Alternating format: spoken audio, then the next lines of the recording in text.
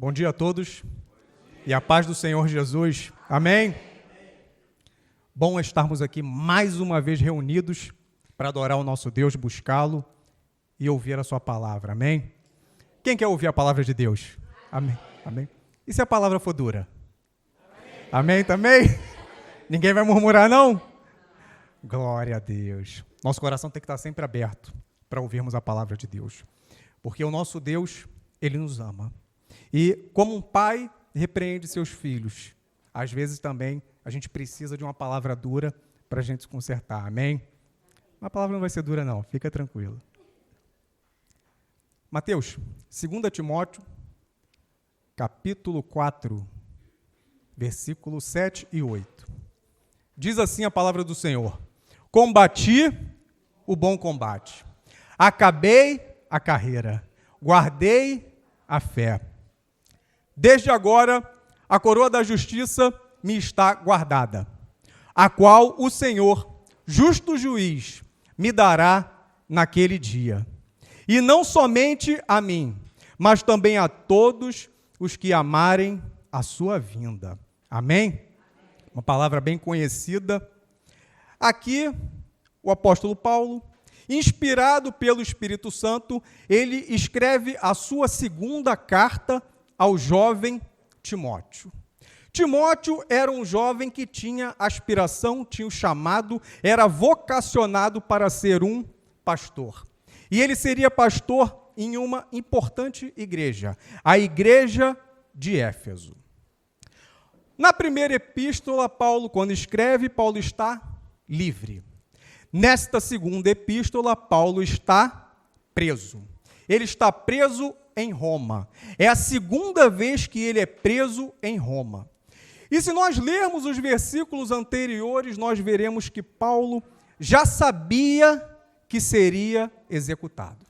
Ele já sabia que a sua sentença seria uma sentença de morte. Mas mesmo assim, ele ali mostra o seu cuidado com Timóteo, escrevendo essa segunda epístola. E ali, Paulo, já sabendo que seria executado, a gente não tem como precisar quanto tempo levou para que fosse executado. Podem ter sido algumas semanas, alguns meses, mas ele já sabia que dali, daquela prisão, ele iria se encontrar com o Senhor Jesus. E Paulo, no versículo 7, ele faz ali um pequeno resumo, ele faz uma pequena retrospectiva de como tinha sido o seu ministério.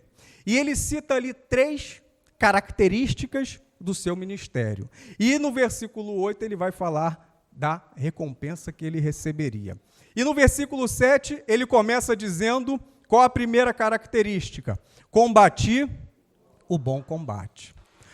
Quando nós vemos o passado do apóstolo Paulo, nós veremos que ele sempre foi um combatente. Mas antes de conhecer Jesus, qual era o combate que ele combatia?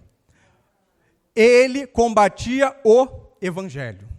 Ele perseguia os cristãos. Ele usava a sua autoridade como membro do Sinédrio, como um doutor da lei, para perseguir e aprisionar os cristãos. E nisso ele era bem combativo. Ele era muito esforçado, era zeloso. E como os irmãos sabem, em dado momento, ele tem uma experiência profunda com o Senhor Jesus. E ele entende que o Senhor Jesus era o Messias prometido. E naquele momento, ele de perseguidor, ele entende o quê? Estou perseguindo os servos de Deus. E naquele momento, ele deixa de ser um perseguidor. E a Bíblia nos mostra que Paulo faz o quê? Ele se retira.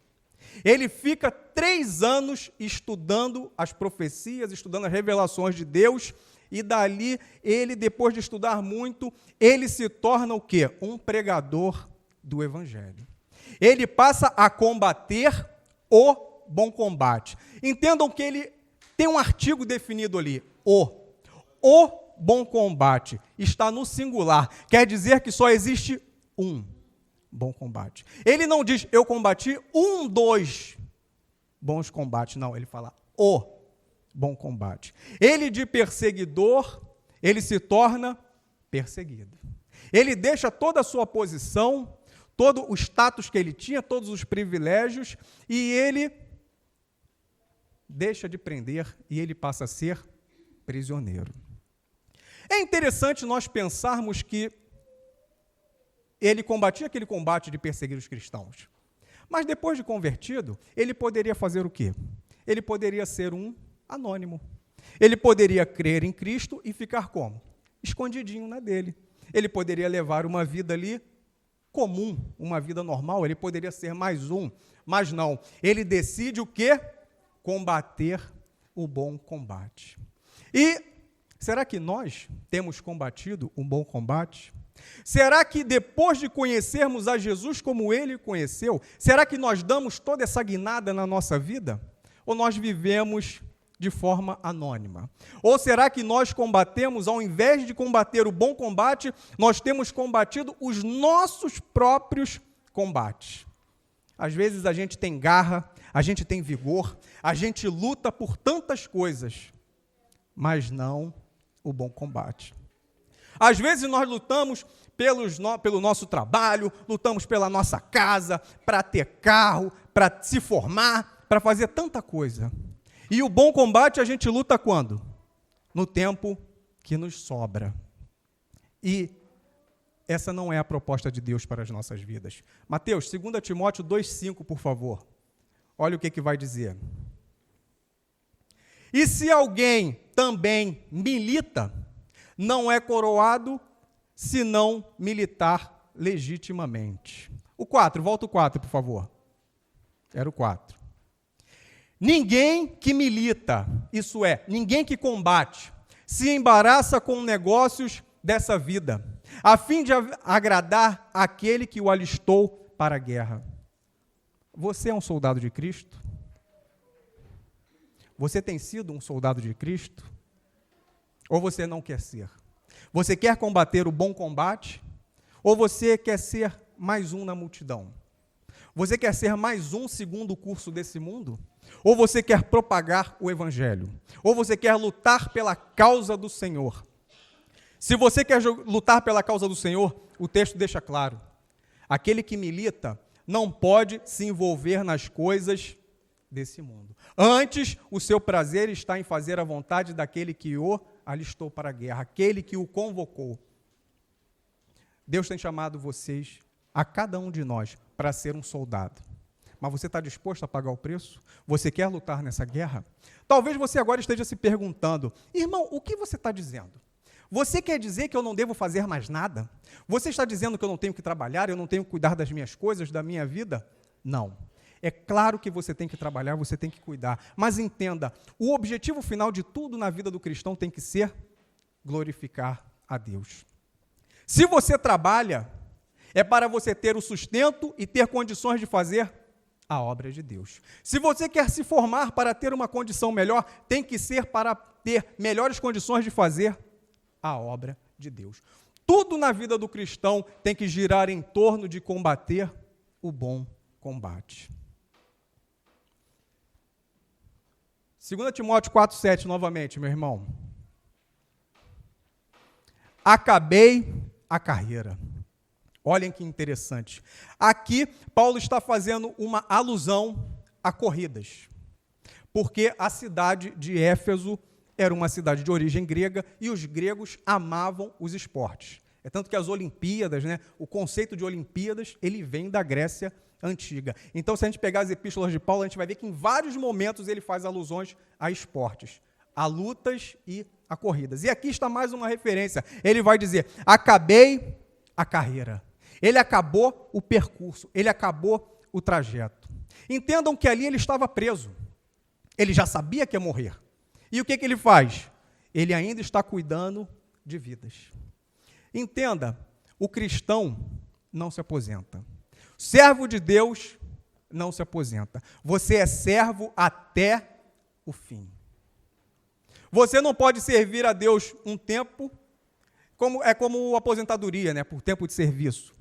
O reino de Deus não tem aposentadoria por tempo de serviço. Ah, mas eu fui pastor por 40 anos. Ah, eu sou diácono há 60 anos. Não importa. Você continua sendo um servo de Deus. Paulo ali, nesse momento, ele já tinha plantado inúmeras igrejas, tinha evangelizado milhares de pessoas. As igrejas já estavam ali, como se fala, emancipadas, por assim dizer. As igrejas já tinham autonomia, já podiam se manter. Mas mesmo ele ali, nos últimos momentos da sua vida, ele continua preocupado, ele continua lutando. E, meu irmão, você não pode se aposentar. Independente do tanto de coisa que você já fez na obra de Deus, você tem que continuar trabalhando. Sabe por quê? Você pode ficar cansado fisicamente. Eu entendo. Eu tenho 42 anos. Eu não tenho a disposição que eu tinha aos 20, aos 25. Isso é algo natural. Mas entenda, ainda que o seu corpo se enfraqueça, ainda que você fique cansado, entenda que a unção de Deus que está na sua vida, ela não envelhece. O dom que Deus te deu, ele não se cansa. O dom não envelhece. O dom não adoece. A chama que está dentro de você, ela pode queimar cada vez mais. Só depende de você. Você quer isso hoje? Você quer um ânimo renovado? Isaías 40, 29, o que diz? Dá força ao cansado e multiplica as forças aos que não têm nenhum vigor. 30. Os jovens se cansarão e se fadigarão, e os moços certamente cairão. 31. Mas os que esperam no Senhor renovarão as suas forças, subirão com asas como águia, correrão e não se cansarão, caminharão e não se fadigarão. Eu quero dizer para você, hoje é um dia de renovo. Hoje é um dia de você restaurar as suas energias, porque o domingo é isso. O domingo é o dia que a gente vem para buscar a Deus, para ouvir a sua palavra e sair daqui renovado. Você não está aqui para sair da mesma forma que você entrou, mas você está aqui para sair renovado, restaurado, com um novo vigor. Basta somente você crer. A não ser que você não queira ser um soldado de Cristo. A não ser que você queira viver a sua vida combatendo os seus próprios combates. Mas se você se decidir hoje combater o combate, o bom combate, saiba que hoje o Senhor te renova. O poder de Deus não tem limite. Ele pode te encher hoje, ele pode te encher amanhã, ele pode te encher quantas vezes você precisar. Só precisa que você se coloque diante dele e queira. A Bíblia vai dizer que sem fé é impossível agradar a Deus. Hebreus 11, 6. Sem fé é impossível agradar a Deus. Porque é necessário que aquele que se aproxima de Deus creia que ele existe e que é galardoador dos que o buscam. Deus, ele tem recompensas para você. Deus, ele tem um galardão para você. Ele tem uma coroa de justiça. Ele tem a coroa da vida, uma coroa incorruptível.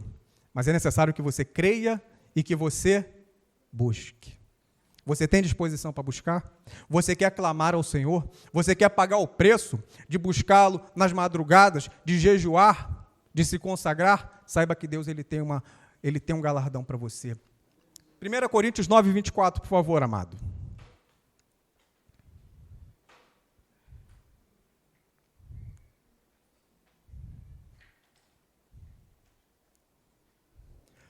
Não sabeis vós que os que correm no estádio, todos, na verdade, correm, mas um só leva o prêmio? Correi de tal maneira que o alcanceis. 25. Todo aquele que luta, de tudo se abstém. Eles o fazem para alcançar uma coroa corruptível, nós, porém, uma incorruptível. Aqueles atletas, eles lutavam e não é como hoje, eles não ganhavam medalhas, eles não ganhavam troféus. Naquela época, eles ganhavam uma coroa de louros. Pegava-se ramos de louros e fazia uma coroa e eles colocavam ali nas suas cabeças. E, com poucos dias, o que acontecia com aquelas folhas? Murchavam, caíam, e aquela coroa ficava feia. E os gregos faziam isso de propósito porque eles queriam que o atleta entendesse que ele tinha que estar constantemente lutando. Ele tinha que estar constantemente ganhando. Ele não podia ganhar e ficar numa posição de, já sou campeão, vou guardar minha medalha, vou guardar meu troféu. Não, você tinha que estar sempre competindo. E Paulo aqui faz uma alusão a isso quando ele vai dizer, eles competiam por uma coroa corruptível, uma coroa que se acabava. Mas nós lutamos por uma coroa incorruptível, uma coroa eterna. Entenda que às vezes nós cristãos fazemos como aqueles atletas. Lutamos por coisas fúteis. Dedicamos nosso tempo, nosso entendimento, nosso coração a coisas vãs, as coisas que não nos levam a nada. Mas saiba que Deus ele tem uma coroa para você, uma coroa incorruptível. Versículo 8. Desde agora a coroa da justiça me está guardada, a qual o Senhor, justo juiz, me dará naquele dia. Não somente a mim, mas também a todos os que amarem a sua vinda. Deus tem uma coroa de justiça para você. Mas essa coroa não é para todos. Ela tem uma condição. O que o texto diz? A todos os que amarem a sua vinda. Sabe o que é a vinda de Jesus? É o fim. E, ao mesmo tempo, um começo. Tudo o que você conquistou na sua vida, na vinda de Jesus vai acontecer o quê? Vai acabar.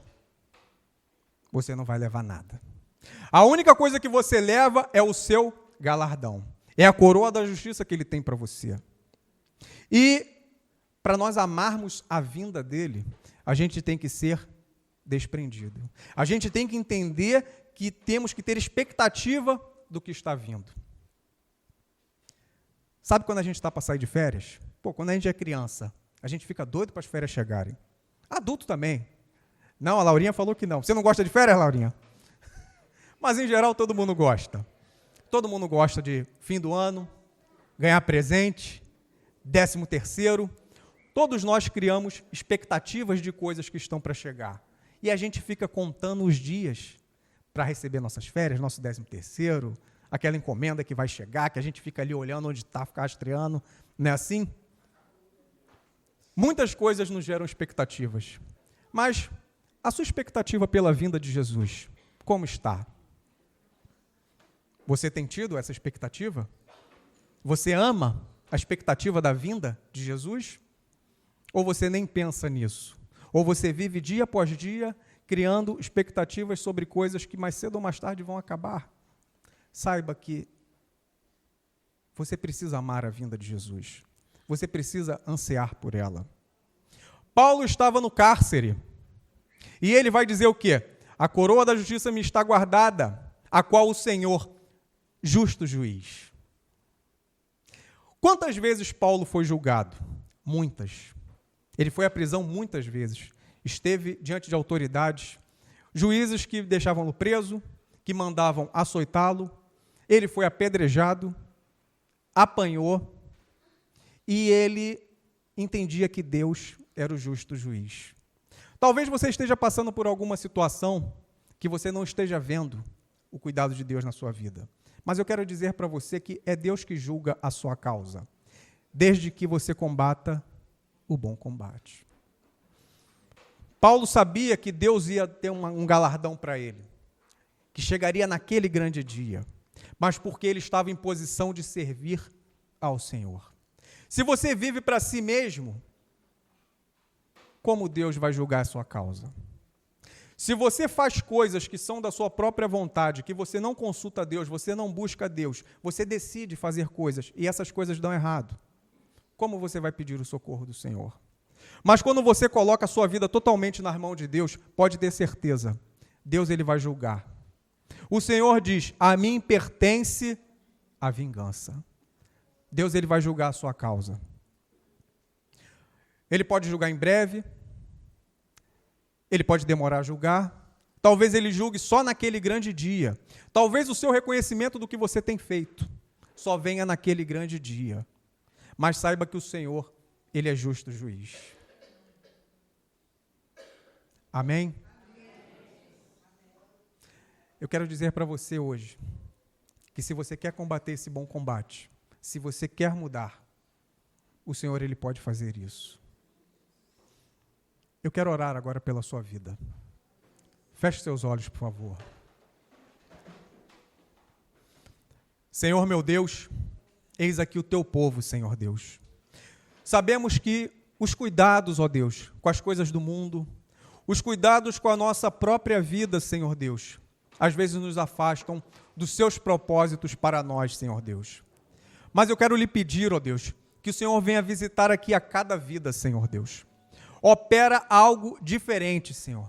Fala no profundo a cada um, Senhor. Porque sabemos que a Tua palavra diz que aquele que quer preservar a sua vida para si mesmo, vai perdê-la. Mas aquele que perde a sua vida, que entrega ela a Ti, ele vai encontrá-la, Senhor Deus. Senhor, sabemos que tudo é passageiro, ó Deus. Sabemos que a Tua palavra diz que a nossa vida, ela é como uma erva, que hoje está aqui e amanhã seca. É como o vapor, que hoje vemos e amanhã não veremos, ó Deus. Temos consciência, ó Deus, de quanto a nossa vida é breve, ó Deus. Mas sabemos que a eternidade, bom, essa não tem fim, Senhor Deus. Então, Pai, permita-nos, ó Deus, juntar tesouros, ó Deus, não na terra, onde o ladrão rouba, onde a traça come, onde o ferrugem corrói, Senhor. Mas ensina-nos, ó Deus, a investir no Teu reino, Senhor. Que nós venhamos a gastar o nosso tempo, ó Deus, a nossa vida, no que reflete na eternidade. E não em coisas fúteis, em coisas vãs, Senhor. Trabalha em nossas vidas, ó Deus. Renova-nos nessa manhã, Senhor. Que esse não venha a ser mais um domingo, ó Deus, mas que venha a ser o domingo da mudança, o domingo do renovo, o domingo da restauração, Senhor. Não permita, ó Deus, que nenhum de nós venha sair daqui da forma que entrou, ó Deus. Porque sabemos que somos mais do que vitoriosos, mas não nas nossas forças, mas somos mais do que vitoriosos em Ti, ó Deus. Então ensina-nos, ó Deus, desgasta-nos, ó Deus, na Tua obra, cumpre a Tua vontade, Senhor. Isso é o que nós te pedimos, em nome de Jesus. Te agradecemos por tudo, ó Deus, em nome de Jesus. Amém.